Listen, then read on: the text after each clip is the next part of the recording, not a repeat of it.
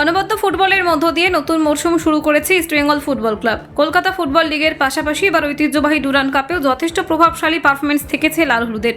দিন কয়েক আগেই সাউথ ইউনাইটেড এফসির বিপক্ষে 5 গোলের ব্যবধানে জয় ছিনিয়ে নিয়েছিল অস্কার ব্রুজেনের ছেলেরা। দলের হয়ে প্রথম গোল পেয়েছিলেন লালচুংনুঙ্গা থেকে শুরু করে সাউল ক্রেসপো, বিপিন সিং, নাওরেম মাহেশ সিং এবং দিমিত্রিয়স ডায়মান্তাকসের মতো ফুটবলাররা।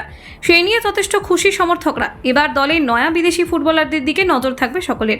সপ্তাহখানেক আগে দলের অধিকাংশ বিদেশি ফুটবলার ভারতে চলে এলেও ষষ্ঠ বিদেশি তথা মরক্কান তারকা হামিদ আহাদাদের আসার অপেক্ষায় ছিল সকলে।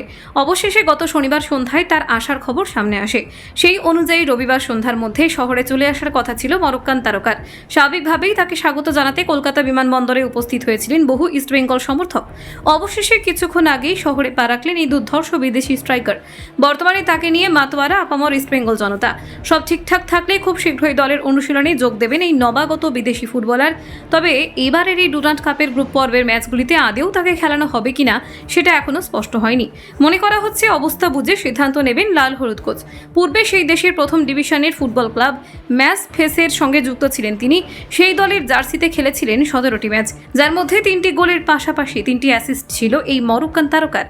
একটা সময় এই টুর্নামেন্টেই খেলতেন নর্থ ইস্টের বর্তমান তারকা ফুটবলার আলাদিন আজারি। এবার সেই লিগ থেকেই ফুটবলার চূড়ান্ত করেছে মশাল ব্রিগেড। আসলে দলের সাফল্য সুনিশ্চিত করতে সব রকমভাবে এবার চেষ্টা চালিয়ে যাচ্ছে ম্যানেজমেন্ট। কলকাতা 24/7.in।